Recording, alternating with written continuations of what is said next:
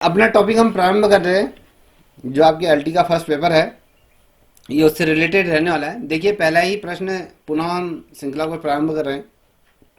पहला प्रश्न है कि अभिभावक मुलाकात दिवस की सबसे अधिक आवश्यकता पड़ती है प्राइमरी कक्षाओं में, माध्यमिक कक्षाओं में या सेकेंडरी कक्षाओं में, कॉलेज में? बताइए कहाँ पड़ती है। अभी बताया था थोड़ी। प्राइमरी कक्षाओं में। ठीक है, याद रखिएगा कि प्राथमिक विद्यालयों पे सर्वाधिक रूप में क्या पड़ती है, हमारे जो माता पिता अभिभावक हैं उनकी मुलाकात के लिए बहुत ज़्यादा महत्वपूर्ण है। क्योंकि माध्यमिक और सेकेंडरी कॉलेजों में तो क्योंकि बच्चा परिपक्व हो जाता है धीरे धीरे, प्राथमिक से लेकर कॉलेजों तक क्या था बच्चा परिपक्व हो जाता है। अब आइए दूसरे नंबर पर जो ग्रामीण क्षेत्र के उत्थान का लक्ष्य होना चाहिए, कैसा होना चाहिए? यहाँ पर आपको दिया है प्राथमिक और प्रौढ़ शिक्षा का प्रसार, या नगरीय सुख सुविधाओं का विस्तार, या उच्च शिक्षा का प्रसार, या सभी? बताइए। सर सभी। सर ये सभी। ठीक है। अब देखिए प्रधानाचार्य अपने अध्यापकों से आशा करता है किस प्रकार से? समर्पण और निष्ठा की, या आज्ञा पालन, या भाव की, या योग्यता और ज्ञान, या फिर ये सभी? किस प्रकार की सोचता है? अगर आप प्रधानाचार्य होते तो क्या सोचते? सभी? पक्का? ये सब। बिल्कुल ठीक है कि अगर हम प्रधानाचार्य अध्यापक होते हैं तो हम अपने जो अध्यापक हमारे अधीनस्थ हम कहेंगे वो उनमें समर्पण और निष्ठा की भाव होना चाहिए, आज्ञा पालन का भी होना चाहिए, योग्यता भी उसकी होनी चाहिए। ये सभी चीज़ें इसकी कहते चाहिए। अब यहाँ पर अगला प्रश्न आप देख पा रहे होगे, यहाँ पर लिखा है अभिभावक अपने बालकों के लिए अध्यापकों से आशा करते हैं किस प्रकार से? अगर आपके बच्चे हैं तो एक अध्यापक से आप किस प्रकार से अपने बालकों के लिए आशा करेंगे? निष्पक्ष व्यवहार की, या सहानुभूति और प्रेम की, या योग्यता और ज्ञान की, या ये भी दोनों? चलिए जल्दी। सर ए भी दो, ये वाला। ठीक है, जितने भी बच्चे ऑनलाइन देख रहे हैं वो भी इसका आंसर दीजिएगा।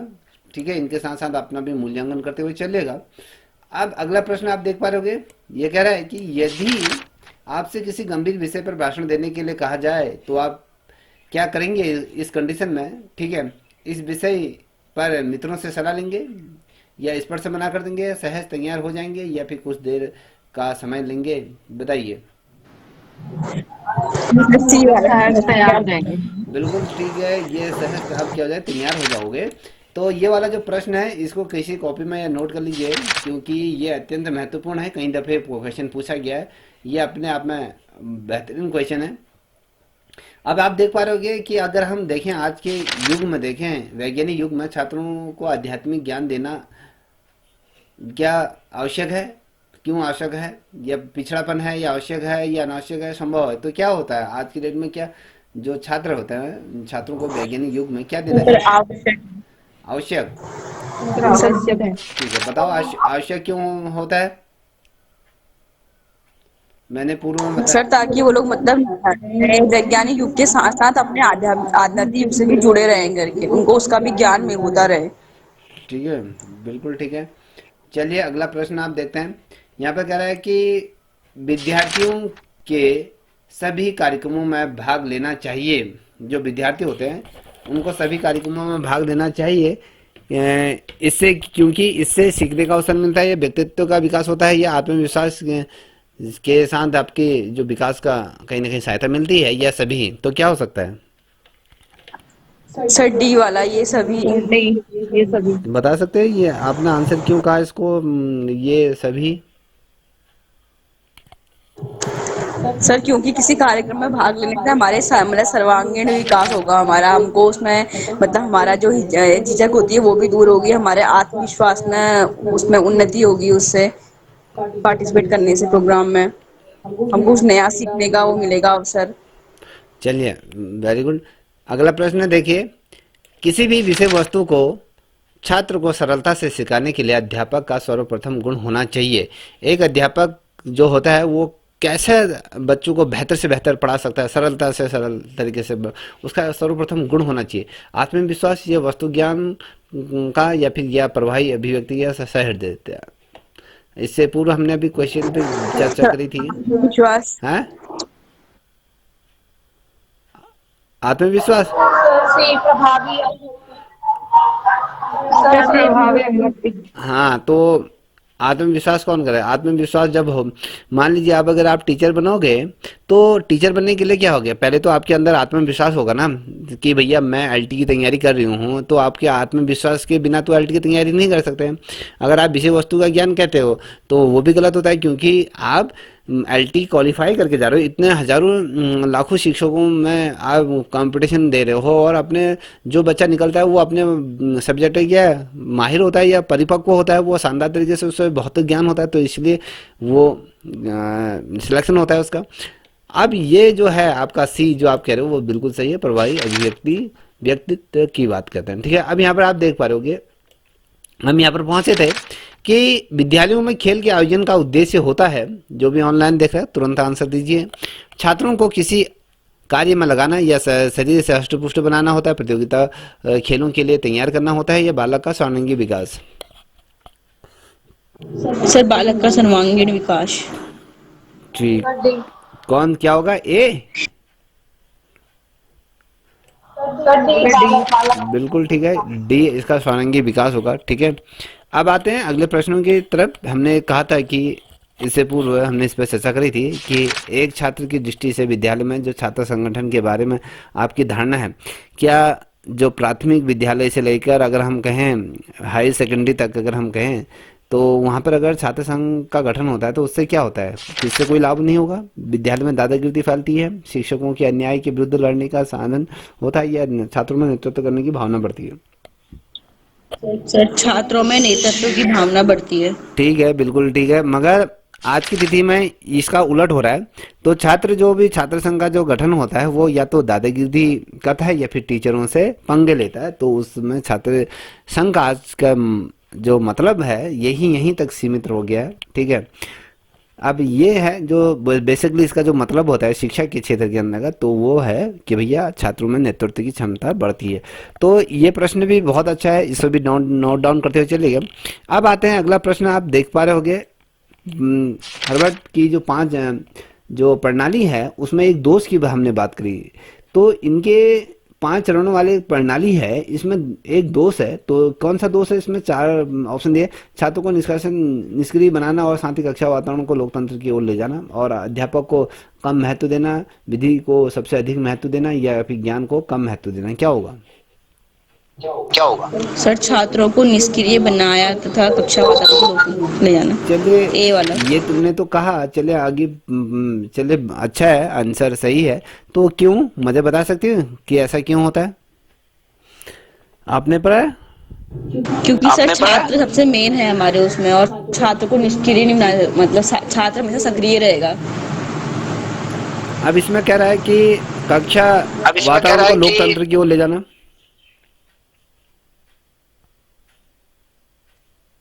बताइए। सर लोकतंत्र मतलब तो मतलब वो पॉलिटिशियन वाली वो ना हो उनके उसमें करके। चलिए ठीक है, ऑप्शन ए इसका राइट आंसर है, ठीक है। अगला प्रश्न आप देख पा रहे हो, कक्षा शिक्षण में हर्बर्ट ने जो 5 चरणों का जो सुझाव दिया था, उद्देश्य कथन चरण है, पहले बताइए। हमने कहा प्रस्तावना से पहले आता है, या प्रस्तावना प्रस्तुतिकरण के बीच आता है, या प्रस्तावना में प्रस्तुतिकरण के बाद आता है, या सामान्यकरण के बाद आता है? चलिए बताइए, जो भी ऑनलाइन देख रहे हैं वो भी बताइए। सर बी वाला, प्रस्तावना और प्रस्तुतिकरण के बीच।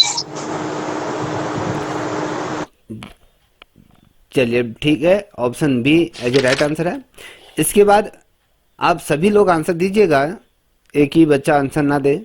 अब यहाँ पर ये बताइए, अगर पांडे जी जुड़े हैं तो इसका आंसर आप दोगे। तो यहाँ पर क्या लिखा है, मॉडल चित्रों से उत्तम निर्देशन होते हैं, क्योंकि निर्देशन होता है क्योंकि उनमें लंबाई चौड़ाई और ऊंचाई तीनों दिखाई देती हैं, ये कल्पना शक्ति का विकास करते हैं, या फिर इससे ज्ञान का विस्तार होता है, इससे शिक्षण का काम सरल हो जाता है। बताइए क्या होता है इसका? चलिए आरती आप दीजिए। सर बी वाला होगा, आई थिंक ये कल्पना शक्ति का विकास करता है। कोई और दीजिए आंसर दीजिए। सर डी वाला, इनसे शिक्षण का काम सरल हो जाता है। चलिए और कोई और आंसर भी दो। Sir D. डी बिल्कुल गलत है। जो भी ऑनलाइन देख रहे हैं वो भी इसका आंसर दे सकते हैं। तो इसमें जो होता है, जब हम मॉडल चित्रों से उत्तम निर्देशन की जब हम बात करते हैं, कोई आप मॉडल बनाते हैं, कोई चित्र बनाते हैं, उससे उत्तम क्या है, उससे क्या होता है, अब बेसिकली अगर आप इस चीज़ को देखोगे तो उसमें क्या होता है, उसमें हमें चित्र की जो होती है उसमें लंबाई, चौड़ाई और ऊंचाई तीनों हमें दिखाई देती है। इससे हमें क्या होता है, हमें सरलता से वो चीज़ें समझ में आ जाती है। हमें ऊंचाई कितनी है, उसकी लंबाई कितनी है, चौड़ाई कितनी है, ये तमाम चीज़ें हमें चित्र जो मॉडल होता है, मॉडल के माध्यम से हमें पता चल जाए। अब आपने कहा इससे शिक्षण का काम सरल हो जाता है, कि ये बताइए, शिक्षण का कार्य सरल हो तो जाता है, मगर उसमें जब आप किसी प्रोजेक्ट बनाओगे, जब मॉडल बनाओगे, उसमें समय लगता है, लंबा समय लगता है। तो इससे क्या होता है, इसमें सरल और साथ ही अगर मैं कहूँ जो लंबाई, चौड़ाई और ऊंचाई तीनों दिखाई पड़ते हैं, याद रखिएगा। देखिए, प्रोजेक्ट कार्य का उद्देश्य छात्रों में क्या होता है, तथ्यों को व्यवहार में लाने की क्षमता पैदा करना होता है, या समस्या समाधान में परिणतता प्रदान करना है, या फिर खोज की इच्छा जागृत करना है, या फिर सृजनात्मक योग्यता को प्रोत्साहित करना होता है। क्या हो सकता है, जो भी देख रहा है वो भी आंसर तुरंत दीजिए, इससे आपका स्वमूल्यांकन होगा। चलिए जल्दी से दीजिए।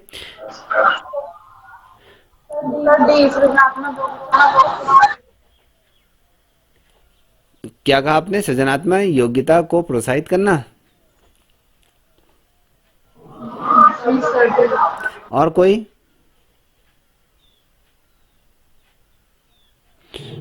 ये सर डी वाला ही होगा।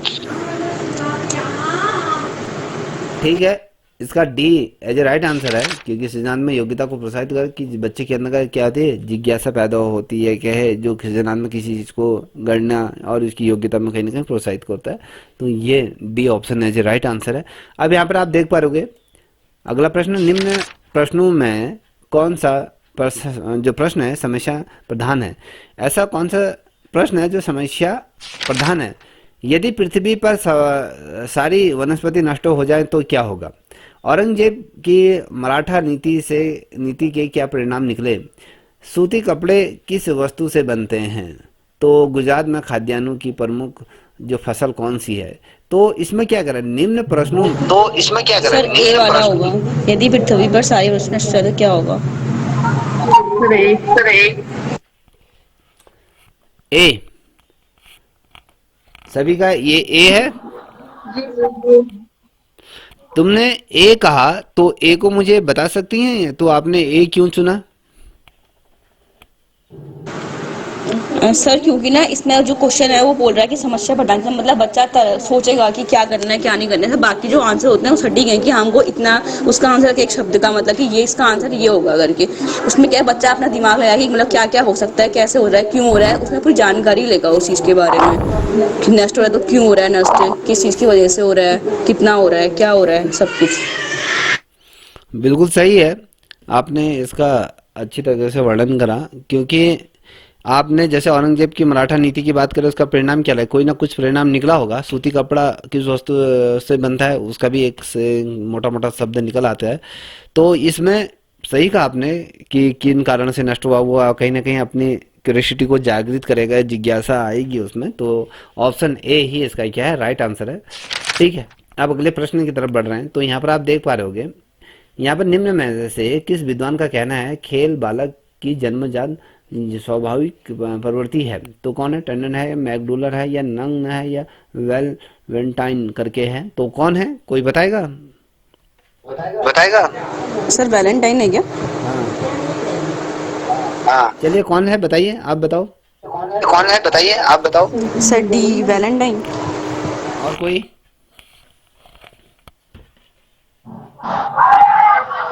मैकडूगल। मेरे से क्या करो, आप अपना आंसर दीजिए।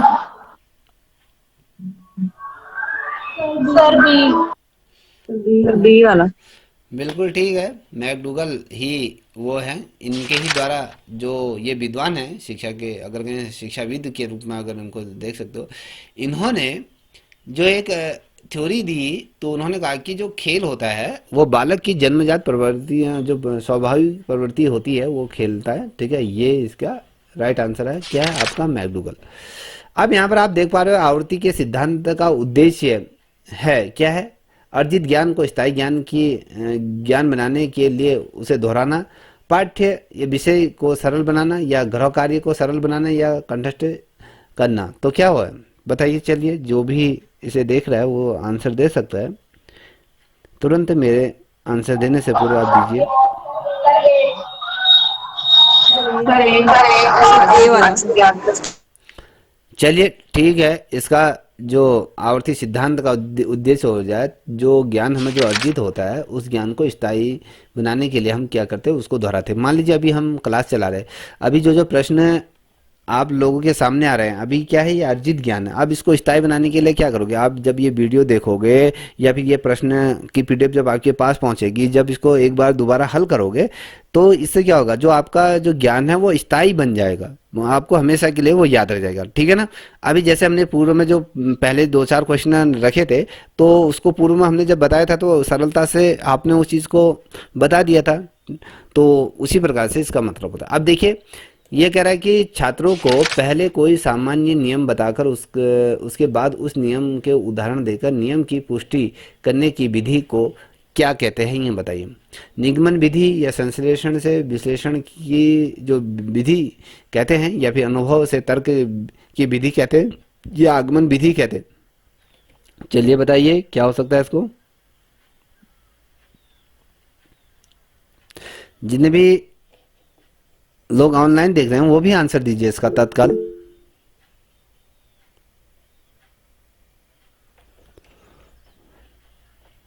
चलिए फटाफट दीजिए। Sir B.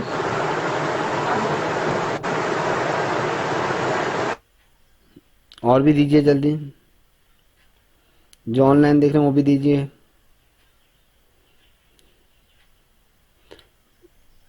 चलिए आरती आप दीजिए।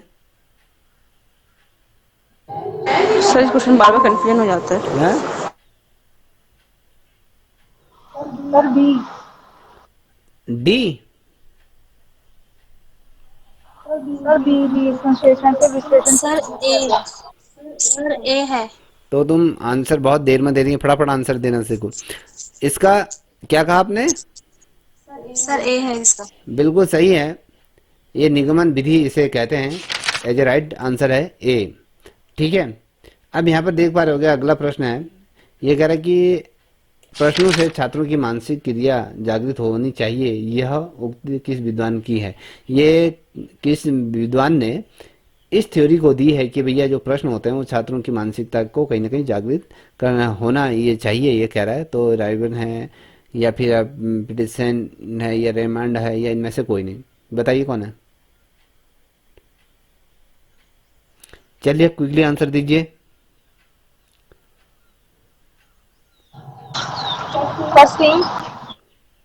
और कोई?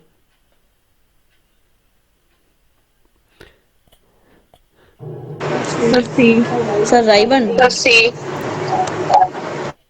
बिल्कुल सही है, सी ऑप्शन है जो राइट आंसर है। ठीक है।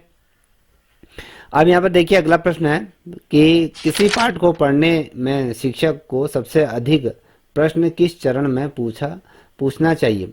जब कोई पाठ पढ़ाता है शिक्षक, तो सबसे अधिक प्रश्न वो कह रहे हैं कि किस चरण में उसको पूछना चाहिए। या तो प्रस्तावना के चरण में पूछना चाहिए, या पुनरावृत्ति के चरण में पूछना चाहिए, या विकास चरण में पूछना चाहिए, इनमें से कोई नहीं। बताइए। अगर आप शिक्षक बन गए हैं सर पुनरावृत्ति के चरण में। चलिए और दीजिए आंसर। प्रस्तावना चरण में। सर बी पुनरावृत्ति चरण में। आरती। सर ए। देखिए ये आंसर गलत है। इसका जो राइट आंसर है वो आपका क्या है, विकास चरण में होता है। कि जब आपने किसी पाठ को पढ़ा लिया तो शिक्षक को सबसे अधिक प्रश्न किस चरण में पूछना चाहिए, विकास चरण में पूछना चाहिए, याद रखिएगा। ठीक है। आंसर जल्दी जल्दी देने की कोशिश कीजिए, मुझे नाम पुकारने की जरूरत ना पड़े, जिसे आता है तुरंत देते हुए चलिएगा। अब देखिए अगला प्रश्न आपके सामने रखने जा रहा हूँ, अगले प्रश्न की श्रृंखला यहाँ से प्रारंभ कर रहा हूँ, तो इसको देखिएगा। तो कह रहा है कि शिक्षा सीखने प्रतिक्रिया या फॉर्मेट मूल्यांकन का मुख्य उद्देश्य क्या होता है?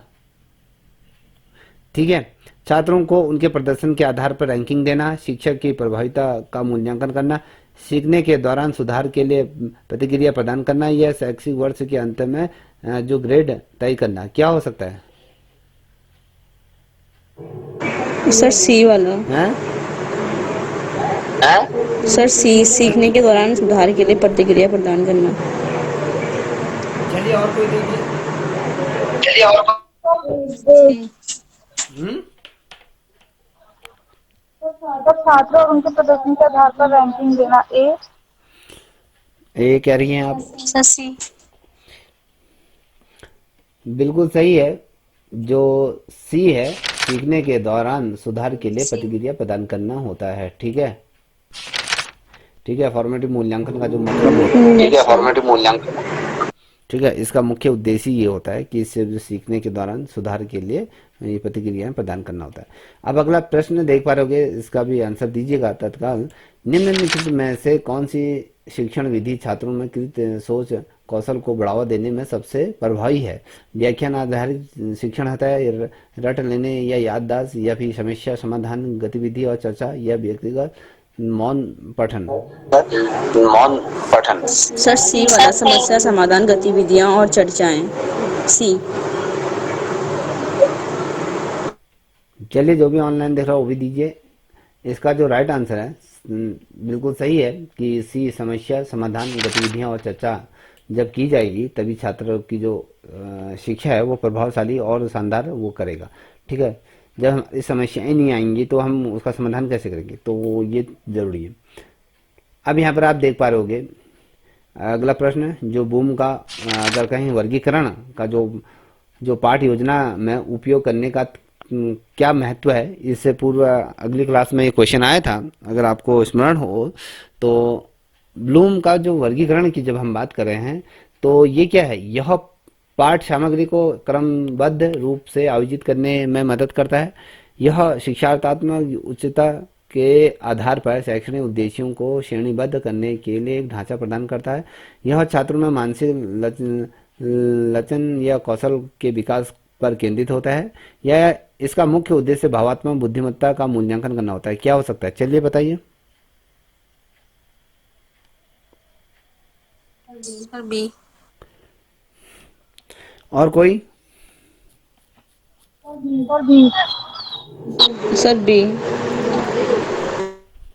बिल्कुल सही है कि इसका जो राइट आंसर है वो बी है। इसमें क्या है, जो शिक्षात्मक जो उच्चता के आधार पर क्या होना चाहिए, शैक्षिक उद्देश्यों की श्रेणीबद्ध करने के लिए एक ढांचा प्रदान करता है। ठीक है, अब आप देख पा रहे हो कि अगला प्रश्न आपके सामने है कि ये कह रहा है, कक्षा में विभिन्न जो शिक्षण शैलियों को समर्थन देने के लिए सबसे प्रभावी शिक्षण रणनीति कौन सी है? एक ही शिक्षण विधि का कड़ा पालन करना, या विभिन्न शिक्षण विधियों और स्रोतों को सम्मिलित करना, या समरूपता बनाए रखने के लिए व्यक्तिगत विभिन्नताओं को नजरअंदाज कर देना, या केवल पाठ्य पुस्तक निर्देशन पर निर्भर रखना। सर बी वाला होगा, विभिन्न शिक्षण विधियों और स्रोतों को शामिल करना। कैसे?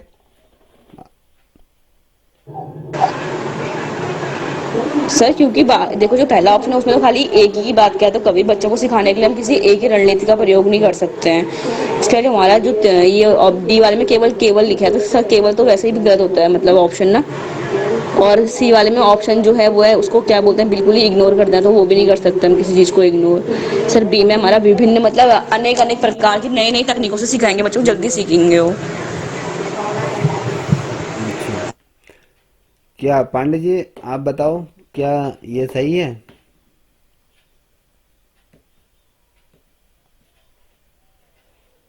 जी सर। ठीक है, B option as right option है। ठीक है, अब अगला प्रश्न आप देख पा रहे होगे, ये कह रहा है, एक छात्र केंद्रित शिक्षा परिवेश में शिक्षक की क्या भूमिका है? शिक्षक की भूमिका की बात करें, एक छात्र केंद्रित शिक्षा की बात करें तो वहाँ पर कक्षा में चर्चाओं को नियंत्रित करना और सभी जानकारी प्रदान करना, या छात्रों को मार्गदर्शन और प्रेरणा करना, जबकि उन्हें अपने अध्ययन में सक्रिय भूमिका निभाने की अनुमति देना। यह नियमों का कड़ा पालन करना और अनुशासन बनाए रखना, या नियंत्रण बनाए रखने के लिए छात्र प्रतिभावान से बचना। सर बी है। सर बी वाला होगा। बी। बी। चलिए पांडे, ये बताइए बी आपने कैसे कहा?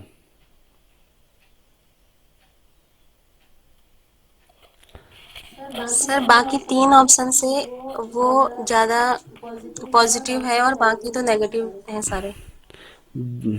जैसे क्योंकि पहले वाले में नियंत्रित करना, जो कि छात्रों को नहीं कर सकते चर्चाओं को नियंत्रित, और नियमों का कड़ा पालन करना, ये भी नहीं, कड़ा पालन ये नेगेटिव वर्ड है। एंड लास्ट ऑप्शन है नियंत्रण बनाए रखने के लिए छात्र प्रतिभागन से बचना, ये भी नेगेटिव है सर। अच्छा ठीक है, बिल्कुल सही है। Option B as a right answer, छात्रों को मार्गदर्शन और प्रेरणा करना, और जबकि उन्हें अपने अध्ययन में सक्रिय भूमिका निभाने का क्या है अनुमति देनी चाहिए। तो सही है। इस प्रकार से क्वेश्चन अगर करके आओगे तो निश्चित रूप में सिलेक्शन होगा। ठीक है, अब पेपर का स्तर क्या आता है वो देख के ही पता चलेगा। अब देखिए, कक्षा में दृष्टि सहारा का उपयोग करने का महत्व क्या है? तो उसका महत्व क्या है?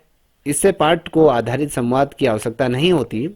यह शब्दावली संदेशों को मजबूती देने में मदद करता है और समझ को बढ़ाता है। यह छात्रों में बहस का देने के में इसे टाला जाना चाहिए। या फिर अगर आप देखो, इसका केवल दृष्टिहीन छात्रों के लिए प्रभावी है, तो क्या हो सकता है? सर बी वाला। डी।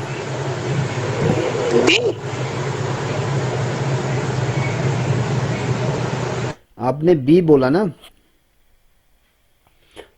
ठीक है, option B as right answer है। ठीक है, अब देखिए अगला प्रश्न है। अगला प्रश्न क्या कर रहा है, यहाँ पर देख पाओगे, निम्नलिखित में से कौन सी मूल्यांकन विधि छात्र की ज्ञान और अनुप्रयोग की समझ को लंबे समय तक मूल्यांकन करने के लिए सबसे उपयुक्त है? बहुविकल्पी परीक्षण, या मौखिक प्रशिक्षण, या परियोजना आधारित मूल्यांकन, या पॉप क्विज, जो क्विज हो चलते हैं हमारे, तो वो सर परियोजना आधारित मूल्यांकन, सी वाला। चलिए आरती, इसका आंसर दीजिए। जो भी ऑनलाइन देख रहे हैं वो भी दीजिए, क्या सही है?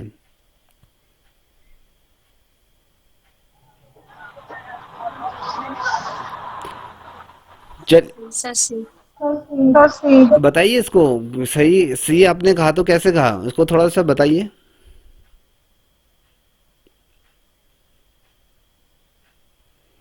कौन बताएगा इसको? सर किस में जो बात की है ना क्वेश्चन में, वो बोल रहा है कि लंबे समय तक जो बच्चे को मतलब याद रहे कि क्या क्या हुआ है, कैसे हुआ है। क्वेश्चन में क्या पूछा था सर, जो बहुविकल्पी होता है उसमें मतलब खाली एक आंसर दिया होता है एक शब्द का, तो बच्चा भूलने के उसकी ज़्यादा मतलब चांस रहते हैं। और जो मौखिक परीक्षण है वो भी सर मतलब कुछ टाइम तक वो याद रहेगा, लेकिन जो परियोजना जब वो खुद ही प्रैक्टिकल करेगा किसी काम को, तो उसको लंबे समय तक वो चीज़ याद रहेगी कि हाँ मैंने कैसे किया था, क्या किया था, उसमें क्या क्या चीज़ें सम्मिलित थी करके।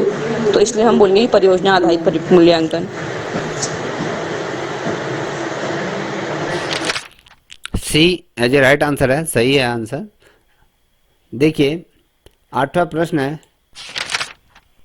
देखिए यह कह रहा है, शिक्षा के संदर्भ में स्कैफोल्डिंग शब्द का क्या अर्थ है?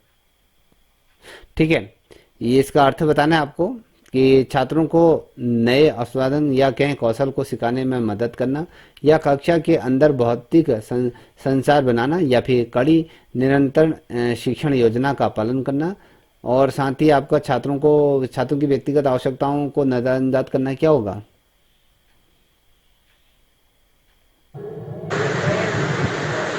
सर एक बार नीचे करना तो सर ए वाला।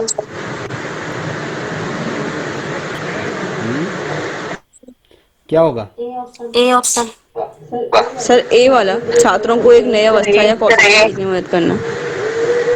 बिल्कुल ठीक है, इसका फोल्डिंग का ही मतलब है कि वाइगोस्की ने कहा है हाँ सर। जी, सर वाइगोस्की का सिद्धांत है ये स्कैफोल्डिंग। बिल्कुल सही कहा। ये छात्रों को एक नए अवस्थान या फिर कहें या कौशल को सिखाने में मदद करता है। बेसिकली इसमें हुआ क्या था, चलिए बताइए। सर वाइगोस्की बोलते हैं कि बच्चे समाज में रहकर ही सीखते हैं, और इस सेंटेंस में जो कहा गया है कि छात्रों को एक नई अवस्थान या कौशल को सीखने में मदद करना। अगर बच्चे को कोई चीज नहीं आ रही है तो वाइगोस्की का मानना है कि उन्हें हेल्प करनी चाहिए टीचर्स को, या जो भी उन्हें सिखा रहे हैं, उससे बच्चे को आसानी होती है, वो जल्दी सीख जाते हैं। बिल्कुल सही कहा। चलिए अब यहाँ पर आप देख पा रहे होंगे 90 नंबर का प्रश्न। यहाँ पे शिक्षा में समग्र मूल्यांकन का उद्देश्य है। देखिए हम आपके उसमें जो समग्र शिक्षा है, अलग अलग तमाम चीज़ें हैं, कहीं ना कहीं वहाँ से भी रिलेटेड क्वेश्चन यहाँ पर पूछे जाएंगे। हम कह रहे हैं कि शिक्षा में समग्र मूल्यांकन का उद्देश्य क्या होना चाहिए।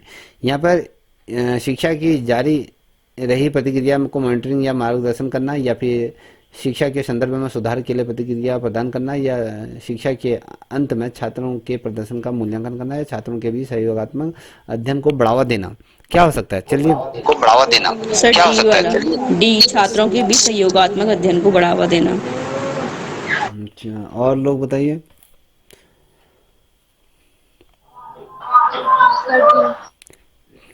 सोनी आप बताओ बेटा। Sir D. ठीक है, ऑप्शन क्या है इसका? डी सही है। क्या कह रहे हो आप कि छात्रों के बीच संयोगात्मक अध्ययन को बढ़ावा देना? पांडे जी आप बताओ क्या कह रहे हो?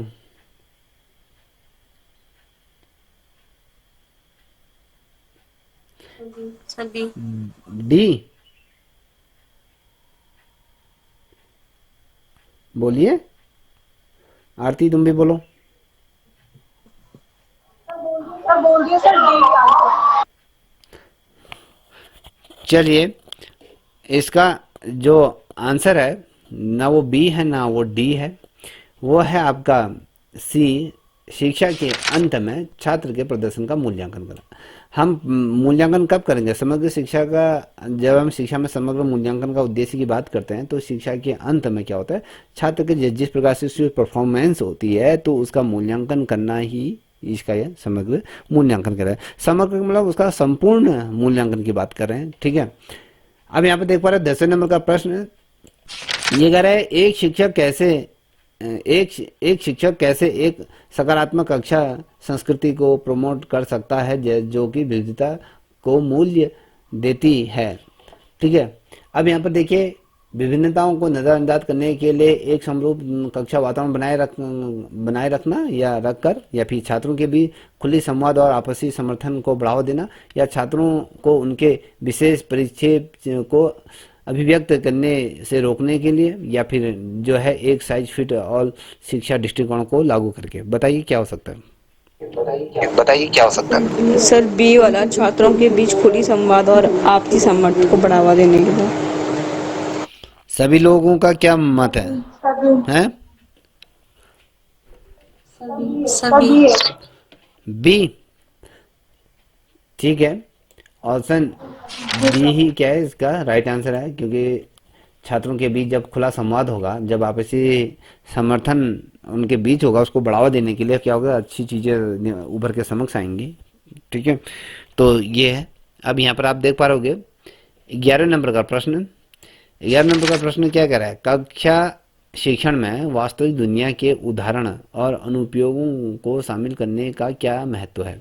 हम बात कर रहे हैं कि जब कक्षा शिक्षण में वास्तविक दुनिया के उदाहरण और अनुप्रयोग के वास्तविक, ये क्या है, यह पाठ को अनावश्यक जटिलता से जोड़ता है, या फिर छात्रों को एकेडमी क्या बोले अवस्थाओं को मौजूदा संदर्भ में महत्वपूर्ण देने की मदद करता है, या इसके सिद्धांत ज्ञान पर ध्यान केंद्रित रखने के लिए टाला जाना चाहिए, या फिर इसका केवल किसी विशिष्ट कैरियर रुचि वाले छात्रों को ही लाभ मिलता है। बताइए क्या है?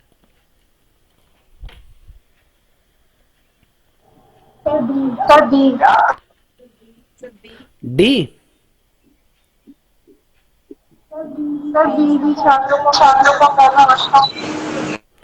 चलिए ठीक है, बी।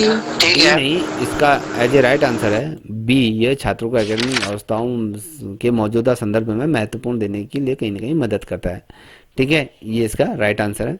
अब यहाँ पर 12वें नंबर का प्रश्न आप देख पा रहे होगे, जितने भी बच्चे देख रहे हैं वो भी इसका आंसर देते हुए चलिएगा।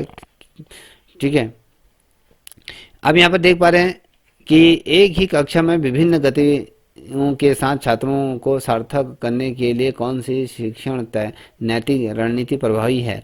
यहाँ पर आप देख पा रहे होगे कि सभी छात्रों को समानता से चुनौती देने के लिए गति बढ़ाना, या फिर संघर्षरत छात्रों के लिए अतिरिक्त समर्थन और जो संसाधन होते हैं उनको प्रदान करना, फिर यह गति अंतरकों को नजरअंदाज करने के लिए, या फिर आप तेज और धीमी शिक्षण गति को बनाए रखने के लिए विवेकपूर्णता। बताइए क्या है, आप देख पा रहे होगे।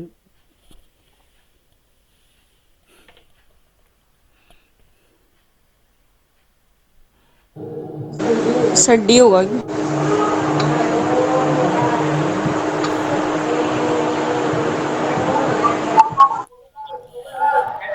और बताइए,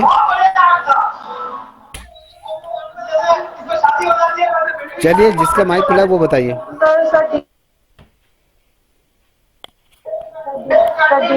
डी, तेज और धीमी शिक्षण गति को बनाए रखने के लिए और धीमी शिक्षण गति को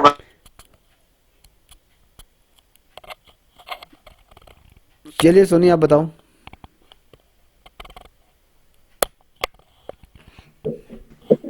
सर डी। पांडे जी आप बताओ। सर क्वेश्चन मेरा पूरा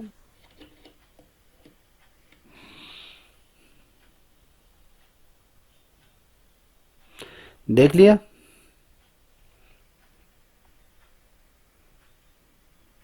चलिए आंसर दिए।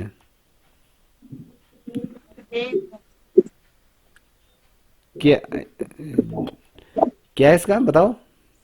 सर बी भी हो सकता डी नहीं दिखाई दे रहा है, है। सर दिखाई दे अब रहा है। बताओ।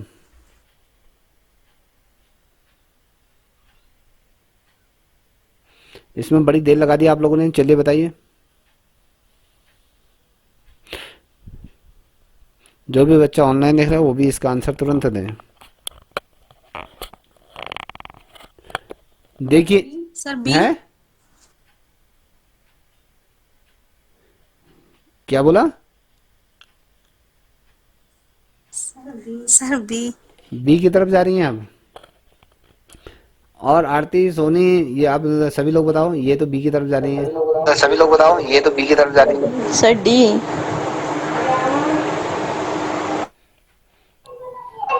चलिए इसका जो राइट आंसर है वो आपका क्या है, बी। ये क्या है, जो संघर्ष रहित जो छात्र होते हैं, रत जो छात्र होते हैं उनके लिए अतिरिक्त समर्थन और संसाधन प्रदान करना होता है। संघर्ष जो करता है, संघर्ष जो रहता है ना, तो उन छात्रों के लिए क्या है, ये एज ए राइट आंसर है, बी वाला सही है। ठीक है, अब यहाँ पर देख पा रहे होगे अगला प्रश्न है 13वें नंबर का प्रश्न है। तो ये 13वें नंबर का प्रश्न क्या है, शिक्षा सीखने की प्रतिक्रिया में प्रतिक्रिया की क्या भूमिका है। यह अवरोधी और छोड़ना जा सकता है, या फिर एक समय की मूल्यांकन टूल के रूप में कार्य करता है, यह सुधार के लिए जानकारी प्रदान करता है और उसे सीखने को मजबूती देता है, और यह केवल उन छात्रों के लिए आवश्यक है जो उन्नत छात्र हैं। बताओ। सी। शिक्षा सीखने की प्रतिक्रिया की क्या भूमिका सी।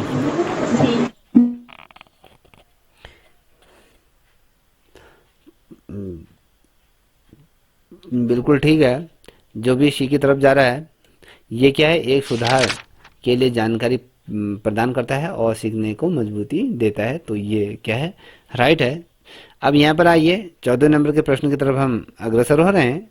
तो ये कह रहे हैं, एक छात्र केंद्रित कक्षा में समूह कक्षा क्रियाओं के दौरान शिक्षक की क्या भूमिका होती है।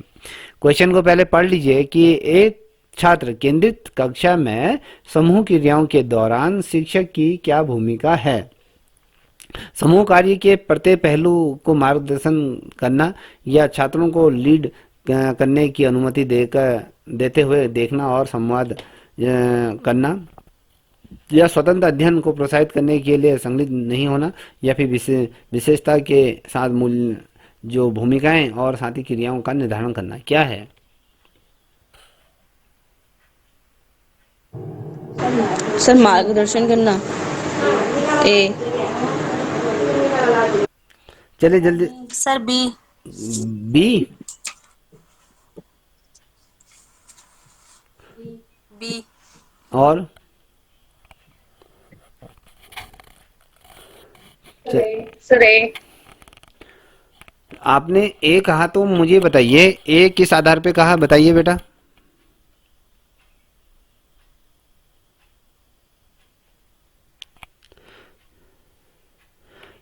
जितने भी बच्चे ऑनलाइन जुड़ रहे हैं वो भी अगर इस क्लास को ज्वाइन करना चाहते हैं तो जुड़ सकते हैं इसका क्लास में। चलिए आपने ए कहा है तो क्यों कहा है बताइए बेटा।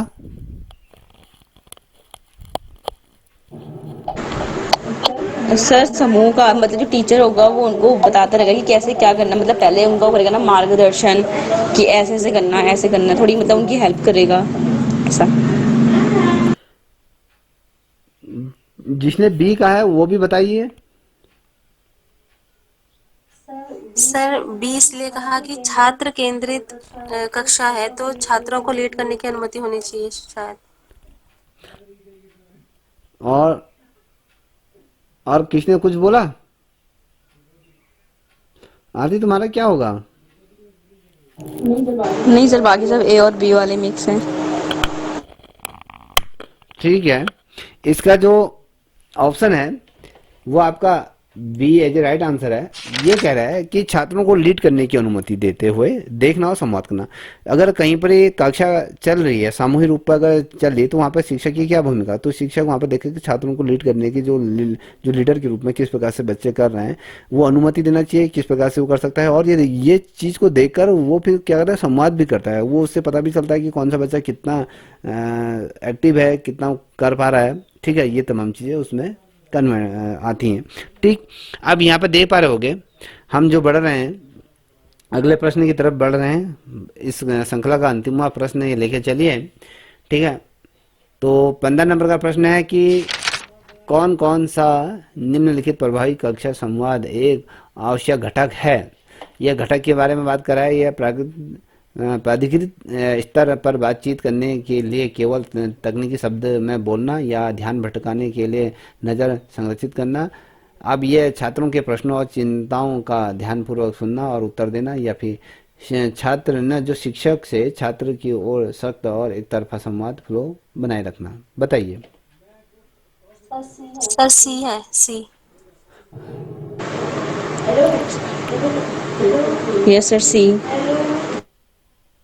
और बच्चे बताइए। सर सी। सोनी ये बताओ बेटा, आप जो सी कह रहे हो तो सी किस आधार पे बोल रही हो ये भी बताओ। चलिए इसको बताओ तो आपको लगा है। तो अगर आपने कहा कि सी है, एक दूसरे को देखा देखी कर रहे हो, या फिर अगर आपको लगा है कि सी है तो उसको बताइए आपको किस आधार पर लगा सी। चलिए बोलिए।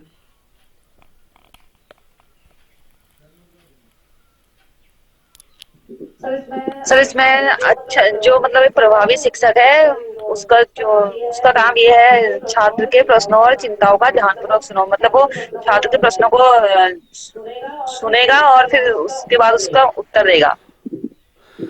चलिए पांडे जी, आपने भी सी कहा है तो इसको बताओ कि आपने किस आधार पे कहा।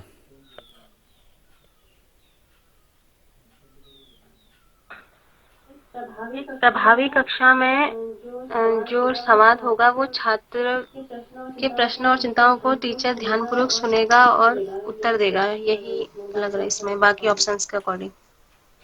भारती तुम बताओ तुमने क्यों कहा। ये सर कोई भी जो अगर एक प्रभावी जैसे क्लास है तो उसमें सबसे मतलब जो मेन होते हैं बच्चे होते हैं, तो जो टीचर होगा वो बच्चों के हर प्रश्न को ध्यान से सुनेगा कि वो क्या पूछना चाह रहे हैं करके, और फिर उनका उत्तर देगा। चलिए सही है। ऑप्शन क्या है इसका? सी एज ए राइट आंसर है। ठीक है, सी एज ए राइट आंसर है। तो यहाँ पर ये वाली श्रृंखला समाप्त तो होती है। तो क्या अगली श्रृंखला की तरफ बढ़ें? बताइए। सर कल को अरे सर टाइम हो गया तो मुझे बुलाने लग गए काम के चलिए लिए। जाते जाते इसका आंसर दे, मैं टेस्ट के लिए रुक गई थी सर। इसका यस आंसर सर। दे जाओ। ई सामग्री है क्या है? ए बी सी डी यहाँ पर दिया हुआ है, 1 2 3 4, बताइए। सर सभी। चलिए पांडे जी आप बताइए। सर सी डी है सभी। डी है पक्का? यस सर डी है। किस आधार पे कह रहे हो? डी थोड़ा बताओगे? सर सभी ई सामग्रियों में सम्मिलित होते हैं ना। क्या होता है फिर, यही तो पूछा हूँ।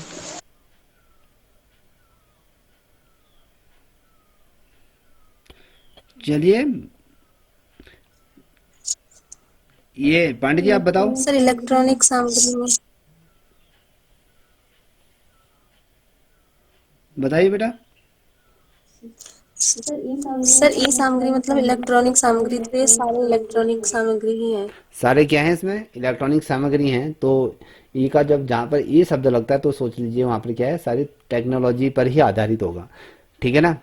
तो ऑब्वियसली यहाँ पर आप एक कोई भी ऐसा चीज़ नहीं जो डिजिटल हो या ऑडियो हो या वीडियो हो या एनिमेशन हो या तमाम जो चीज़ें हैं वो सारी क्या हैं, आपके वेब पोर्टल जैसे अलग अलग दिए हुए हैं। तो सारी क्या है, आपका ऑप्शन 4th है एज ए राइट आंसर। तो इससे आगे प्रश्न हम कल देखेंगे, ठीक है। कल हम कोशिश रहेगी कि हमारे सब्जेक्ट भी रहेगी। चलिए ठीक है फिर।